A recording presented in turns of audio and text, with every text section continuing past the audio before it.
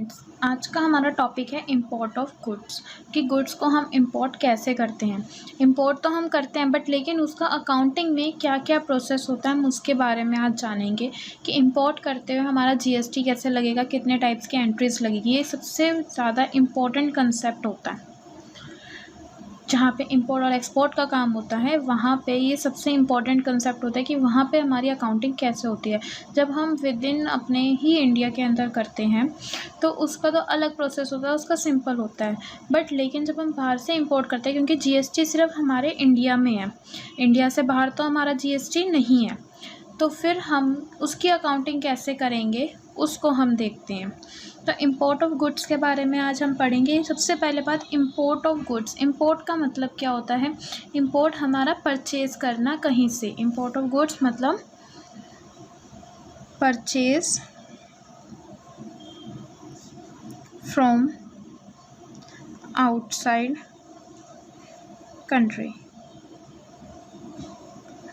Purchase from outside country, इस import का मतलब ये आ गया। अब इसको समझने के लिए ना एक डायग्रामेटिक मैं एक प्रॉपर कंसेप्ट लूँगी जिससे आपको ज़्यादा अच्छे से समझ आए। लाइक जैसे कि मैं यहाँ पर एक बना दूँ और यहाँ पे कितनी एंट्रीज होती हैं वो भी मैं आपको बताऊँगी। ठीक, लाइक यहाँ पे ये है इंडिया यूएसए से परचेज़ कर रहा है। ठीक है, यहाँ मैं एंट्रीज़ बताऊंगी कि हमारी एंट्रीज़ कितनी होगी और कौन सी कब एंट्री आएगी।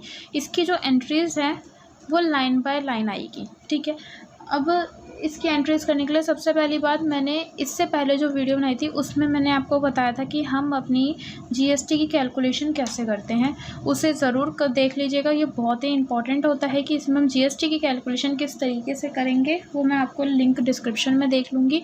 इसमें मैं आपको बता रही हूँ कि पूरा प्रोसेस क्या होता है एंट्रीज़ करने का, अकाउंटिंग कैसे होती है इंपोर्ट के केस में। शुरू से एंड तक इस वीडियो को ज़रूर देखना। अब मैं स्टार्ट करती हूँ।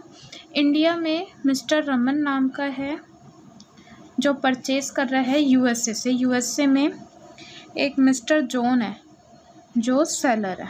ठीक, मिस्टर रमन ने मिस्टर जॉन से 100 पीसेस ऑफ कंप्यूटर्स मंगवाए हैं।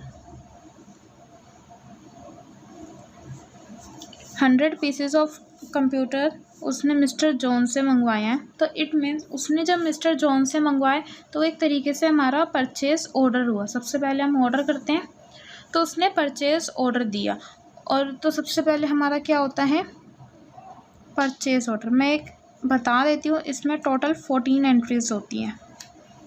लाइन बाय लाइन से 14 एंट्रीज़ की जाती है। तो सबसे पहले क्या काम हुआ? परचेज़ ऑर्डर का।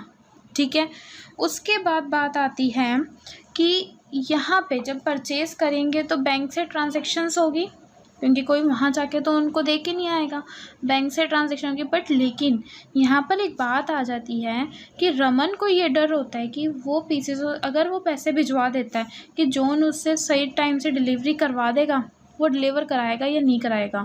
यहाँ ये प्रॉब्लम आती है। अगर जॉन कहता है मैं डिलीवर करा देता हूँ तो फिर जॉन को ये प्रॉब्लम होती है कि रमन क्या टाइम से पैसे दे देगा, क्योंकि आउटसाइड कंट्री है तो बहुत मुश्किल है। तो इसके लिए क्या होता है, इन दोनों के बैंक लिंक हो जाते हैं। एक इन दोनों का जॉइंट अकाउंट के टाइप से एक बैंक लिंक हो जाता है, बैंक अकाउंट बनता है जो हम एफडी कराते हैं। सबसे इसके दो तरीके होते हैं इसकी पेमेंट के। या तो फिर उसका एलसी क्रिएट होता है, एलसी मतलब लेटर ऑफ क्रेडिट, नहीं तो बैंक लिंक होता है जो मैंने अभी आपको बताया। बैंक लिंक कैसे होते हैं? वो एक उतने ही जितने की परचेजिंग होती है उतने की एफडी बन जाती है, उतने की हमारी एफडी हो जाती है जो दोनों का नेम से होती है। तो वो बैंक लिंक होता है जिससे कि इसको भी कोई प्रॉब्लम नहीं और इसको भी कोई प्रॉब्लम नहीं। तो सेकंड हमारा क्या काम हुआ? फिक्स डिपॉजिट, जो हमारी एफडी बनती है। ठीक है, अब यहाँ पर हमारी एफडी बन गई तो परचेज ऑर्डर भी चला गया, हमारी एफडी भी बन गई। तो अब यहाँ जॉन क्या करता है, वो उसकी जो भी डिलीवर कराना होता है गुड्स, वो डिलीवर करके कहाँ आते हैं? हमारे आईजीआई पोर्ट पे।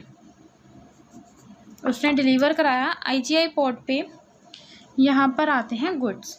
तो जब आईजीआई पोर्ट पे पहुँच जाते हैं तो यहाँ पर क्या बात होती है, जैसे ही वो आईजीआई पोर्ट पे पहुँचे, सबसे पहली बात जैसे ही वो निकले वहाँ से, वो हमारी आ गई परचेज़, उसी टाइम हमारा हो गया परचेज़ का। आईजीआई पोर्ट पे आने के बाद क्या आता है, ड्यूटीज़ एंड टैक्सेस, क्योंकि वो आ गए इंडिया के अंदर। ठीक है, इंडिया के अंदर आ जाते हैं तो यहाँ पर हमारी ड्यूटीज़ एंड टैक्सेस शुरू हो जाती हैं। अब ये ड्यूटीज़ एंड टैक्सेस जो होता है वो हमारे कहाँ से पता चलता है, CBIC exchange rate,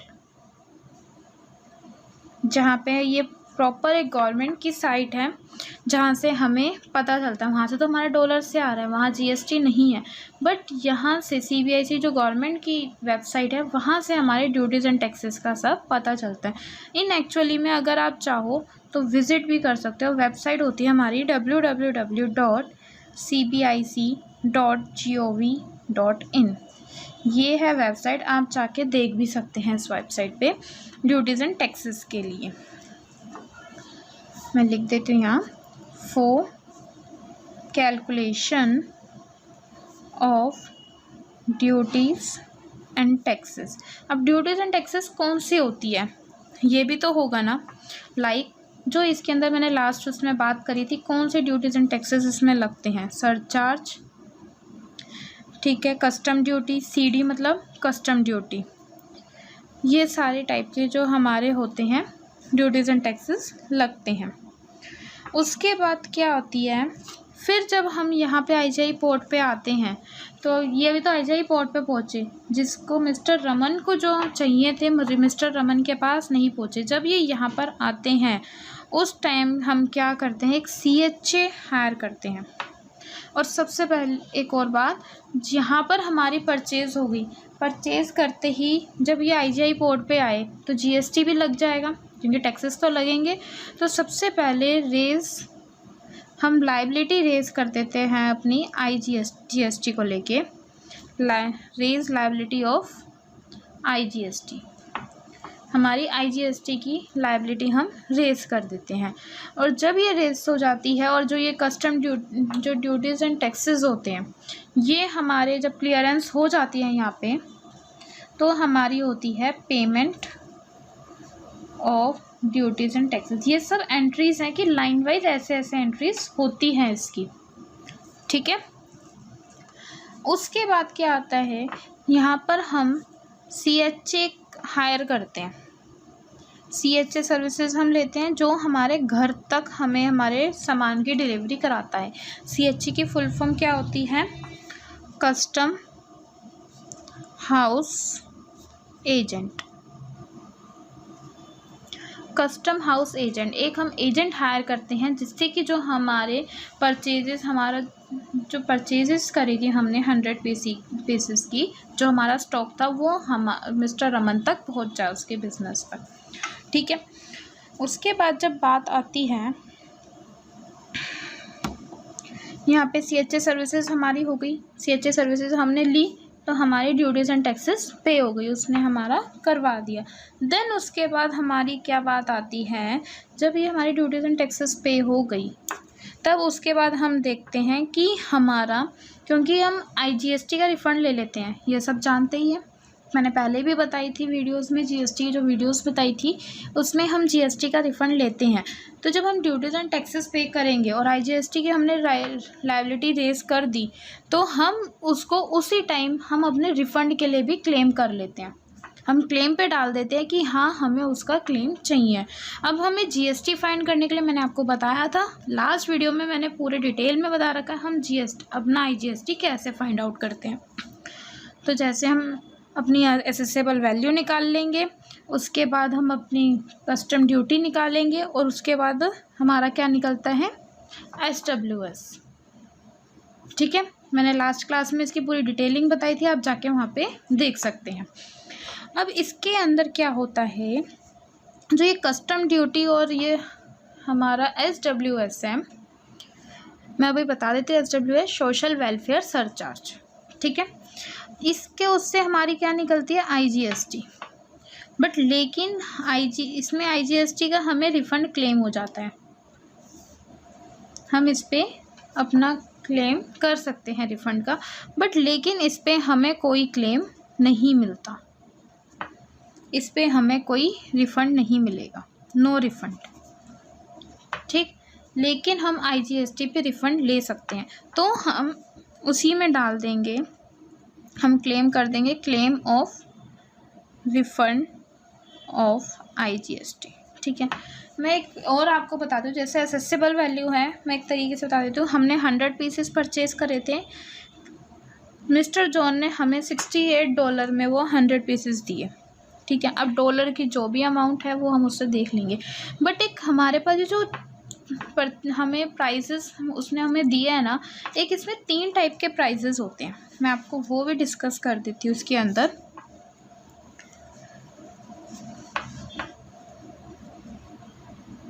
three types of prices charge by seller.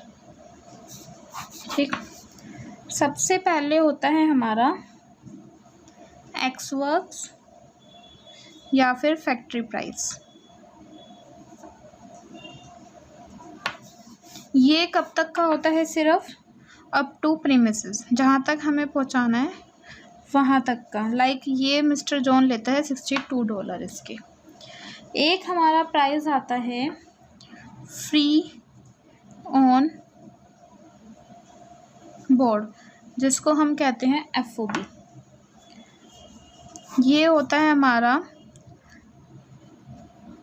Up to departure, जहाँ से जाना है, जहाँ पे हमारा आना है वहाँ तक का। इसके जैसे कि इसका लेता है $64। एक होता है